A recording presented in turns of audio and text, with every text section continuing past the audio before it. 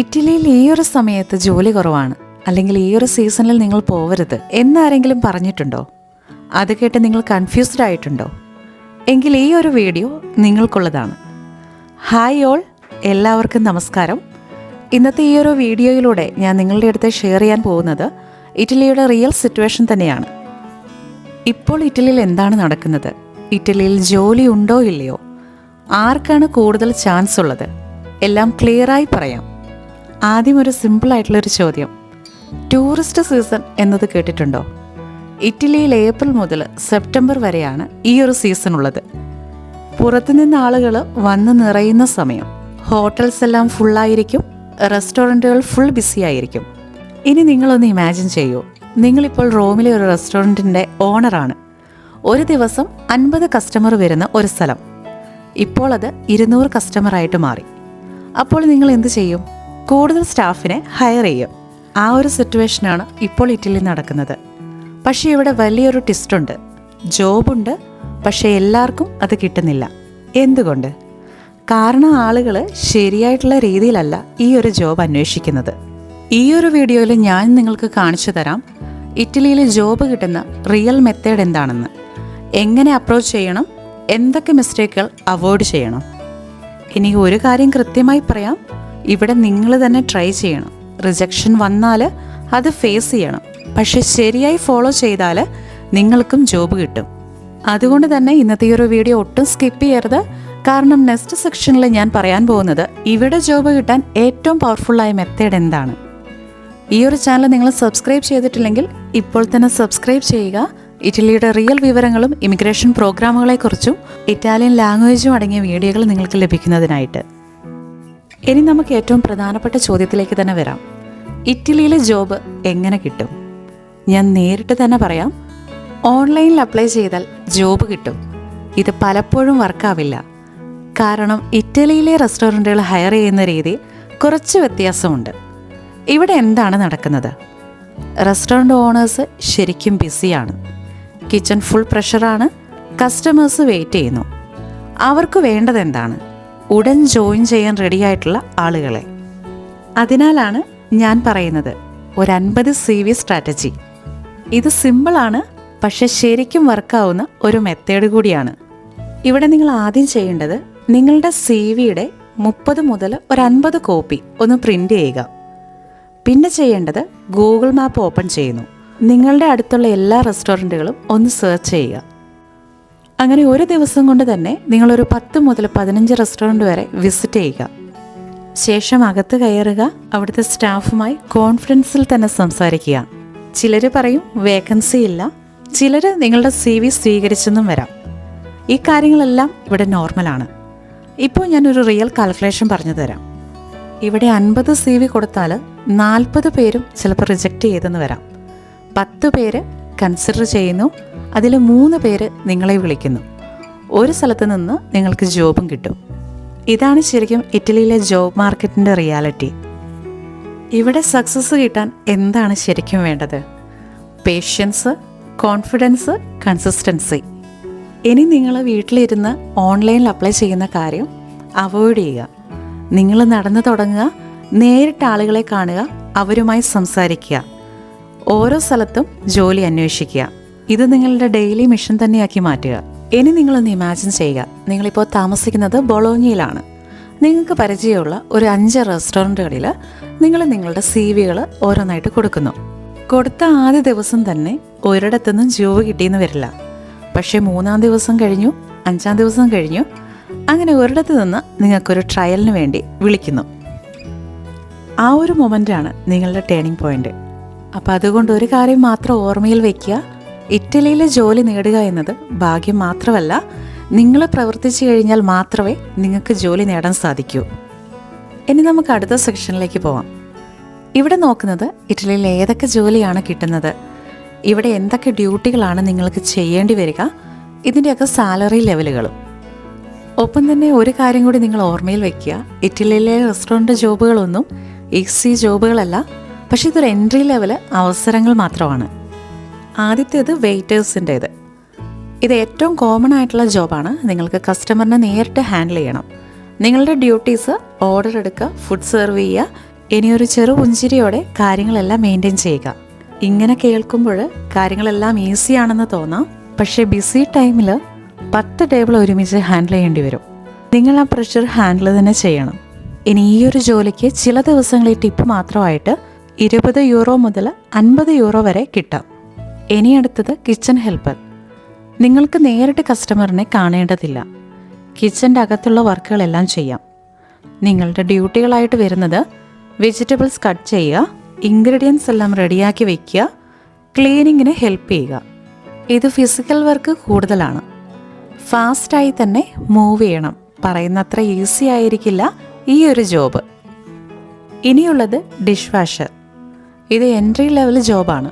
Experience ഒന്നും കൂടാതെ തന്നെ ഈസി ആയിട്ട് ഇത് ലഭിക്കും. ഇതിൽ ഡ്യൂട്ടി ആയിട്ട് വരുന്നത് ഒന്നെങ്കിൽ മെഷീനിലേക്ക് പ്ലേറ്റുകളെല്ലാം അടുക്കി വയ്ക്കുക, അതല്ലെങ്കിൽ പ്ലേറ്റ് മാനുവലി കഴുകി വയ്ക്കുക, പിന്നെ കിച്ചൺ വാഷിങ്, പിന്നെ വേസ്റ്റ് മാനേജ് ചെയ്യുക. ഇവിടെ ഹാർഡ് വർക്കാണ് മെയിൻ. അടുത്തത് പിസ്സ മേക്കർ. ഇത് സ്കിൽഡ് ബേസ്ഡ് ജോബ് തന്നെയാണ്. ഇറ്റലിയിലെ ഡിമാൻഡ് എപ്പോഴും ഇവർക്കുണ്ട്. ഇവരുടെ ഡ്യൂട്ടി വരുന്നത് ഡോ പ്രിപ്പറേഷൻ, പിസ്സ ബേക്ക് ചെയ്യുക, ഓവൻ ഹാൻഡിൽ ചെയ്യുക. ഇങ്ങനെയുള്ളവർക്ക് റെസ്റ്റോറൻറ്റിൽ ഒരു റെസ്പെക്റ്റഡ് റോൾ തന്നെയായിരിക്കും. നിങ്ങളിതിൽ എക്സ്പീരിയൻസ്ഡ് ആണെങ്കിൽ നിങ്ങൾക്ക് ചോദിക്കുന്ന സാലറിയും ഇവിടെ കിട്ടാൻ ചാൻസ് ഉണ്ട്. ഇനി നമുക്ക് ബാർ സ്റ്റാഫിലേക്ക് വരാം. ഇറ്റലിയിലെ കോഫി കൾച്ചർ അത് ഫേമസ് ആണ്. അതുകൊണ്ട് തന്നെ ഇറ്റലിയിലെ കഫേ ബാർ ജോബ് എന്ന് പറയുന്നത് ഒരു ഗുഡ് ഓപ്ഷനാണ്. ഇവിടെ നിങ്ങളുടെ ഡ്യൂട്ടികളായിട്ട് വരിക കോഫി പ്രിപ്പയർ ചെയ്യുക, ഡ്രിങ്ക്സ് സെർവ് ചെയ്യുക, ക്യാഷ് കൗണ്ടർ ഹാൻഡിൽ ചെയ്യുക. ഒപ്പം തന്നെ നിങ്ങൾക്ക് കസ്റ്റമർ ഇൻട്രാക്ഷനും ഉണ്ടാകും. ഇനി ഒരു കാര്യം ഞാൻ സ്ട്രെയിറ്റ് ആയിട്ട് പറയാം, സാലറി ഓരോ സിറ്റി അനുസരിച്ച് മാറ്റം വരും. ഇപ്പം മിലാനിൽ നോക്കുകയാണെങ്കിൽ ഹൈ സാലറി ആയിരിക്കും, നാപ്പിളിയിലേക്ക് നോക്കുകയാണെങ്കിൽ സാലറി ഒരല്പം കുറവായിരിക്കും. പക്ഷേ ശരിക്കും പറഞ്ഞു കഴിഞ്ഞാൽ നിങ്ങൾ ഓവർ ടൈം ചെയ്യുകയാണ്, നല്ല രീതിയിൽ തന്നെ നിങ്ങൾക്കും സാലറി ഏൺ ചെയ്യാം. ഇനി നമുക്കൊരു റിയൽ സാലറി സ്ട്രക്ചർ ഒന്ന് നോക്കാം. ഇറ്റലിയിലെ റെസ്റ്റോറൻറ്റ് ജോബുകൾക്ക് എല്ലായിടത്തും ഒരേ സാലറി അല്ല. ഇറ്റലിയിലെ സാലറി ഡിപ്പെൻഡ് ചെയ്യുന്നത് ഇവിടുത്തെ സിറ്റികളുണ്ട്, നിങ്ങളുടെ ജോബ് ടൈപ്പ്, നിങ്ങളുടെ എക്സ്പീരിയൻസ്, നിങ്ങളുടെ സെക്ഷൻ. ഇനി നിങ്ങളൊരു എൻട്രി ലെവൽ ജോബൊക്കെ ആണെങ്കിൽ അതിൻ്റെ സാലറി വരിക. ഇനി മിഡിൽ ലെവൽ ജോബൊക്കെ ആണെങ്കിൽ, ഇനി സ്കിൽഡ് ജോബ് അതായത് എക്സ്പീരിയൻസ്ഡ് സ്റ്റാഫൊക്കെ ആണെങ്കിൽ, ഇനി നിങ്ങൾ ഫുഡ് ടെക്നോളജി പഠിച്ചവരാണെങ്കിൽ, ഇനി നമുക്ക് ഓരോ സിറ്റിയുടെ ഡിഫറൻസിലൊന്ന് നോക്കാം. മിലാനിൽ ഹൈ സാലറി ആയിരിക്കും, പക്ഷേ അതുപോലെ തന്നെ നിങ്ങളുടെ റെൻറ്റും ഇവിടെ ഹൈ ആയിരിക്കും. ഇനി നാപ്പിളിയിലേക്ക് വരാം, ഇവിടെ സാലറിയും ലോ ആയിരിക്കും.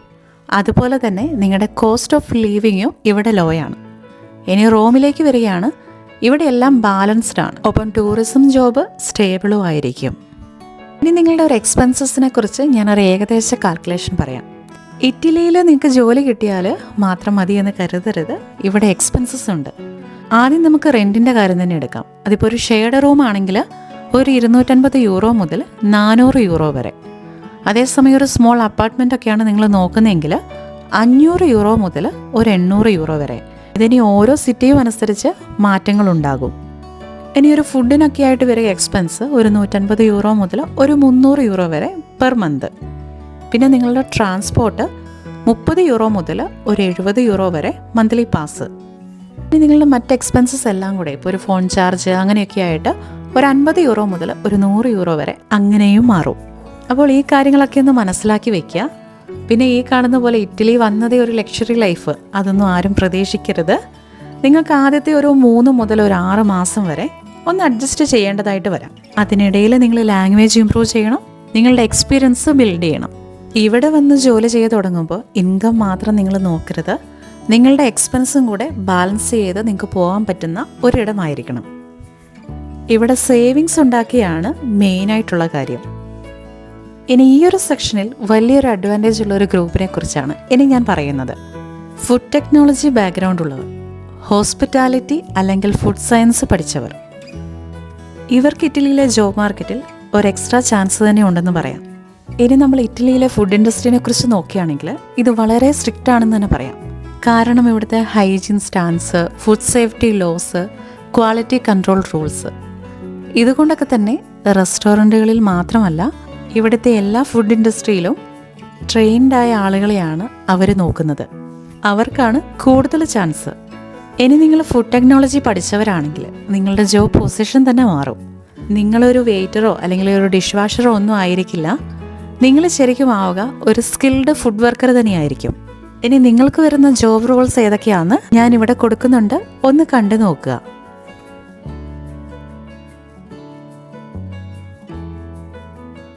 എസ്പെഷ്യലി ലാർജ് ഹോട്ടൽസും റെസ്റ്റോറൻറ്റുകളിലും എല്ലാം ട്രെയിൻഡ് സ്റ്റാഫിൻ്റെ ഡിമാൻഡ് വളരെ കൂടുതലാണ്. ഇനി ഞാൻ സിമ്പിളായിട്ട് പറയാം, ഒരു റെസ്റ്റോറൻറ്റ് ജോബ് ഒരു എൻട്രി ലെവലാണ്. നിങ്ങളൊരു ഫുഡ് ടെക്നോളജി അറിയുന്നയാളാണെങ്കിൽ നിങ്ങൾക്കത് കരിയർ പാത്ത് തന്നെയായിരിക്കും. നിങ്ങൾക്ക് പ്രൊമോഷൻ ചാൻസ് കൂടുതലാണ്. സാലറി ഫാസ്റ്റായിട്ട് തന്നെ ഇൻക്രീസ് ചെയ്യും. പിന്നെ ഇവിടെ പലരും ചെയ്യുന്നൊരു മിസ്റ്റേക്കാണ്, അവർക്ക് ഡിഗ്രി ഉണ്ടെങ്കിലും അവർ കിച്ചൺ ഹെൽപ്പർ ജോബ് മാത്രമാണ് അപ്ലൈ ചെയ്യുന്നത്. അതുകൊണ്ട് നിങ്ങളുടെ വാല്യൂ നഷ്ടപ്പെടുന്നു. നിങ്ങൾ ശരിയായി തന്നെ അപ്രോച്ച് ചെയ്യണം. സ്കിൽഡ് റൂള് തന്നെ ടാർഗറ്റ് ചെയ്യുക. ഒപ്പം നിങ്ങളുടെ മൈൻഡിനെ തന്നെ പറഞ്ഞ് ആദ്യം ഒന്ന് സെറ്റ് ചെയ്യുക. നിങ്ങൾ വെറും ഒരു ജോബ് സീക്കർ അല്ല, നിങ്ങളൊരു സ്കിൽഡ് വർക്കറാണെന്നുള്ള കാര്യം. ശരിക്കും പറഞ്ഞാൽ ഈ ഒരു ഫുഡ് ടെക്നോളജി ബാക്ക്ഗ്രൗണ്ട് ഉള്ളവരോട് ഇറ്റലിക്ക് ഒരു ക്ലിയർ മെസ്സേജ് തന്നെയുണ്ട്. നിങ്ങൾക്ക് വെറും ഒരു ഓർഡിനറി ജോബ് മാത്രമല്ല കിട്ടുക, നിങ്ങൾക്ക് നല്ലൊരു സ്കിൽഡ് കരിയർ തന്നെ ബിൽഡ് ചെയ്യാൻ ചാൻസ് ഉണ്ട്. അതുകൊണ്ട് ഓർക്കുക, നോളജ് ഉള്ളവർക്ക് ഹൈ സാലറിയും ബെറ്റർ പൊസിഷനുമായിരിക്കും ഇറ്റലിയിൽ. പക്ഷേ ഇത് നേടാൻ നിങ്ങൾ തന്നെ ട്രൈ ചെയ്യണം, നിങ്ങൾ തന്നെ പ്രവർത്തിച്ച് തുടങ്ങണം. ഇനി നമ്മൾ നോക്കുന്നത് ഈ ഒരു വീഡിയോയുടെ ഏറ്റവും ഇമ്പോർട്ടൻ്റ് ആയ പാർട്ടിലാണ്. ഇറ്റലി ജോബ് കിട്ടുന്നതിനേക്കാൾ ഇമ്പോർട്ടൻ്റ് ആണ് ഇവിടെ ലീഗലായി ജോലി ചെയ്യുക എന്നത്. കാരണം ഇറ്റലിയിലെ ഇല്ലീഗൽ വർക്ക് വലിയ റിസ്ക് ആണ്. അപ്പോൾ ഇനി നമുക്ക് നോക്കാം ഏതൊക്കെയാണ് ബേസിക് ആയിട്ടുള്ള ഡോക്യുമെൻറ്റ്സ് നിങ്ങൾക്ക് ആവശ്യമെന്ന്. ഈ ഒരു ജോലിക്ക് ആദ്യം വേണ്ടത് വാലിഡ് വിസ, അതായത് നിങ്ങളുടെ വർക്ക് പെർമിറ്റ്. ഇത് സീസണൽ വിസ അല്ലെങ്കിൽ വർക്ക് പെർമിറ്റ് തന്നെ വേണം. ഇതില്ലാതെ ലീഗൽ ജോബ് പോസിബിൾ അല്ല. ഡെക്രത്തോൺ ഫ്ലോസി, ഇതാണ് സീസണൽ വർക്ക് എൻട്രി സിസ്റ്റം. ഇനി ഇതെന്താണ്, എങ്ങനെയാണ് അപ്ലൈ ചെയ്യേണ്ടത്, ഏത് സമയത്താണ് എന്ന് മുതലായ കാര്യങ്ങൾ നമ്മളുടെ ചാനലിൽ ഞാൻ മുമ്പ് പോസ്റ്റ് ചെയ്തിട്ടുണ്ട്. ആ വീഡിയോകളൊക്കെ ഒന്ന് കണ്ടു നോക്കുക. തീർച്ചയായിട്ടും നിങ്ങൾക്ക് പ്രയോജനകരമായിരിക്കും. വീഡിയോയുടെ ലിങ്കുകൾ ഞാൻ താഴെ കൊടുത്തേക്കാം, കണ്ടു നോക്കുക. ഇനി അടുത്തത് പെർമിസോ ദി സൊജോർണോ, ഇറ്റലിയിൽ സ്റ്റേ ചെയ്യാനുള്ള ഒഫീഷ്യൽ കാർഡ്. നിങ്ങളുടെ ജോലിയും അതുപോലെ നിങ്ങളുടെ താമസം ലീഗലാക്കാനും ഇത് മാൻഡേറ്ററി ആണ്. ഇനിയുള്ളത് കോദിച്ചി ഫിസ്കാലെ, ഇത് ഇറ്റലിയിലെ ടാക്സ് ഐഡൻറ്റിഫിക്കേഷൻ നമ്പറാണ്. നിങ്ങളുടെ ജോലിയുടെ കോൺട്രാക്റ്റ് ചെയ്യാൻ ഇത് മസ്റ്റാണ്. ഇനി നിങ്ങളുടെ CV, സിമ്പിൾ ഇറ്റാലിയൻ ഫോർമാറ്റിൽ ഉള്ള ഒരു CV. ഇതിനകത്ത് നിങ്ങളുടെ എക്സ്പീരിയൻസും സ്കില്ലും കോൺടാക്ട് ഡീറ്റെയിൽസും വെക്കണം. ഇനി ഈ ഒരു CV-നെ കുറിച്ച് കൂടുതലായിട്ടുള്ള കാര്യങ്ങളും എങ്ങനെ നല്ലൊരു CV പ്രിപ്പയർ ചെയ്യാന്നുള്ള കാര്യവും ഞാൻ നിങ്ങൾക്ക് താല്പര്യമാണെങ്കിൽ അടുത്ത വീഡിയോ ആക്കി അത് ചെയ്യാം. അപ്പോൾ നിങ്ങൾക്ക് ആഗ്രഹമുള്ളവർ നിങ്ങളുടെ കമൻറ്റിലൂടെ അതൊന്ന് മെൻഷൻ ചെയ്യുക. അപ്പോൾ കമൻറ്റിൽ മറക്കാതെ CV എന്നൊന്ന് ടൈപ്പ് ചെയ്യുക. ഇനി അടുത്ത നിങ്ങൾക്ക് വേണ്ടത് പാസ്പോർട്ട് കോപ്പി. പിന്നെ ഇതെല്ലായിടങ്ങളിലും ചോദിക്കണമെന്നുമില്ല. ഇനി വേണ്ടത് നിങ്ങളുടെ ഫുഡ് സേഫ്റ്റി സർട്ടിഫിക്കറ്റ്. കിച്ചൺ ജോബിന് ഇത് വലിയൊരു അഡ്വാൻറ്റേജ് തന്നെയാണ്. പിന്നെ വേണ്ടതാണ് നിങ്ങളുടെ ഹെൽത്ത് സർട്ടിഫിക്കറ്റ്. ഇത് എല്ലാ ജോലികൾക്കും ചോദിക്കണമെന്നില്ല, ചില ഹോട്ടലുകൾ ഇത് ചോദിക്കാറുണ്ട്. ഇനി ഇറ്റലിയിൽ ഏറ്റവും ശ്രദ്ധിക്കേണ്ട കാര്യം എന്ന് പറയുന്നത് ഡോക്യുമെൻറ്റുകളില്ലാതെ നിങ്ങൾ വർക്ക് ചെയ്യാനായിട്ട് നിൽക്കരുത്, ഇല്ലീഗലായിട്ട് ജോലി ചെയ്യരുത്. ചിലർ പറയും ക്യാഷുള്ള ജോബാണ്, നന്നായിട്ട് ഏൺ ചെയ്യാമെന്നൊക്കെ. പക്ഷേ ഓർക്കുക, അതിൻ്റെ റിസ്ക് ഹൈ ആയിരിക്കും. നിങ്ങൾക്ക് നല്ല രീതിയിൽ തന്നെ ഫൈൻ വരും, ഡീപ്പോർട്ടേഷൻ ഉണ്ടാവും, നിങ്ങളുടെ ഫ്യൂച്ചർ വിസ തന്നെ റിജക്ഷൻ ആവാം. ഇനി അതേസമയം നിങ്ങൾ ലീഗലായിട്ടാണ് വർക്ക് ചെയ്യുന്നതെങ്കിൽ നിങ്ങൾക്കൊരു കോൺട്രാക്റ്റ് ഉണ്ടാകും, ഇൻഷുറൻസ് വയ്ക്കാം, അപ്പം സാലറി പ്രൊട്ടക്ഷൻ ഉണ്ടാകും. ഇതുമായി ബന്ധപ്പെട്ട് പലരും ചോദിച്ചിരുന്നൊരു കാര്യമാണ്, ഇറ്റലി സീസണൽ വിസയിൽ വന്നവരാണ്, ഇനി ഈ ഒരു ജോലിയിലേക്ക് ഞങ്ങൾക്ക് കൺവേർട്ട് ചെയ്യാമോ എന്നുള്ളത്. അതിനും കൂടിയുള്ള ഉത്തരം ഞാനിവിടെ നൽകാം. ഇറ്റലിയിൽ ജോബ് കിട്ടുന്നതിനേക്കാളും പ്രധാനപ്പെട്ടത് നിങ്ങൾക്കിവിടെ ലീഗലി സ്റ്റേ ചെയ്യാൻ പറ്റുമോ എന്നുള്ളതാണ്. കാരണം ഇറ്റലിയിൽ ഇമിഗ്രേഷൻ റൂള് വളരെ സ്ട്രിക്റ്റ് ആക്കിയിരിക്കുകയാണ്. അതിനെക്കുറിച്ചൊക്കെ കൃത്യമായിട്ട് ഇൻഫർമേഷൻ നമ്മുടെ ചാനലിൽ ഞാൻ നൽകിയിട്ടുണ്ട്. കാണാത്തവരാണെങ്കിൽ ഒന്ന് കണ്ടു നോക്കുക. വീഡിയോയുടെ ലിങ്ക് ഞാൻ താഴെ കൊടുത്തേക്കാം. പലരും ഇവിടെ പറഞ്ഞു കേട്ടിട്ടുള്ള ഒരു കാര്യമാണ്, ജോബ് കിട്ടിയാൽ വിസ ഓട്ടോമാറ്റിക്കലി സോൾവ് ആക്കാമെന്ന്. ഈ പറയുന്നത് തികച്ചും തെറ്റാണ്. ഇറ്റലിയിൽ വർക്ക് ചെയ്യാൻ ലീഗലി വേണ്ടത് വാലിഡ് ആയിട്ടുള്ള ഒരു വിസ, നിങ്ങളുടെ വർക്ക് പെർമിറ്റ്, റെസിഡൻസ് പെർമിറ്റ്. ഇതിൻ്റെ സിസ്റ്റമാണ് ഡെക്രത്തോൺ ഫ്ലൂസിയിലൂടെ. ഇനി നിങ്ങൾക്ക് സീസണൽ വിസ കൊണ്ട് നേടുന്നത് കുറഞ്ഞ മാസങ്ങളെ ഇവിടെ ജോലി ചെയ്യാൻ പറ്റുള്ളൂ. അതുപോലെ ഫിക്സ്ഡ് ജോബ് റോൾ ആയിരിക്കും. പിന്നെ നിങ്ങളുടെ കാര്യങ്ങൾ തീരുമാനിക്കുന്നത് നിങ്ങളുടെ എംപ്ലോയർ ആയിരിക്കും. പക്ഷേ ഇവിടെ ഇമ്പോർട്ടൻ്റ് ആയിട്ടുള്ള കാര്യം, നിങ്ങളുടെ വിസ എക്സ്പയർ ആയാൽ നിങ്ങൾക്ക് ലീഗലി വർക്ക് ചെയ്യാൻ സാധിക്കില്ല. ഇനി അതേസമയം ഈ ഒരു സീസണൽ വിസേനെ നിങ്ങൾക്ക് വർക്ക് പെർമിറ്റിലേക്ക് കൺവേർട്ട് ചെയ്യാനായിട്ട് സാധിക്കും. പക്ഷേ അതിന് കണ്ടീഷൻസ് ഉണ്ട്. എംപ്ലോയറിൻ്റെ സപ്പോർട്ട് വേണം, ഗവൺമെൻറ് കോട്ടയുണ്ട്, ടൈമിംഗ് പെർഫെക്റ്റ് ആയിരിക്കണം. അതുകൊണ്ട് തന്നെ എല്ലാവർക്കും ഈ കൺവേർഷൻ കിട്ടില്ല. ഈ ഒരു വീഡിയോയുടെ ഏറ്റവും ഹൈലൈറ്റ് പാർട്ട്, അതായത് ഹിഡൻ ഓപ്പർച്യൂണിറ്റി സ്ട്രാറ്റജി, അതുകൂടി ഞാനൊന്ന് പറഞ്ഞു വയ്ക്കാം. ഇവിടെ നിങ്ങൾ ജോലി അന്വേഷിക്കുന്ന സമയത്ത് വലിയ സിറ്റി മാത്രം നിങ്ങൾ നോക്കിപ്പോകരുത്. ചെറിയ ടൗണുകളാണ് നിങ്ങൾ നോക്കാൻ. അവിടെ കോമ്പറ്റീഷൻ കുറവായിരിക്കും, ഫാസ്റ്റായിട്ടായിരിക്കും ഹയറിങ് നടക്കുക. അതുപോലെ തന്നെ നിങ്ങൾക്കതിൽ ജോലി കിട്ടാനും ഈസി ആയിരിക്കും. ഇനി നിങ്ങളുടെ ഗൂഗിൾ മാപ്പ് ഉപയോഗിച്ച് നിങ്ങൾ തന്നെ എല്ലാ കഫറ്റേരിയയിലും ഒന്ന് പോവുക. സ്മോൾ കഫേസിൽ, ഫാമിലി റെസ്റ്റോറൻറ്റുകളിൽ, ലോക്കൽ പിസേരിയസിൽ, ഇവിടെയൊക്കെയാണ് ഹിഡൻ ജോബുകൾ കൂടുതലുള്ളത്. ഇപ്പോൾ ഞാൻ ക്ലിയർ ആയിട്ട് പറഞ്ഞുതരാം. അതായത് ബിഗ് സിറ്റീസിൽ കോമ്പറ്റീഷൻ കൂടുതലായിരിക്കും, അതേസമയം സ്മോൾ ടൗൺ ആണെങ്കിൽ അവിടെ ചാൻസ് ഹൈ ആയിരിക്കും.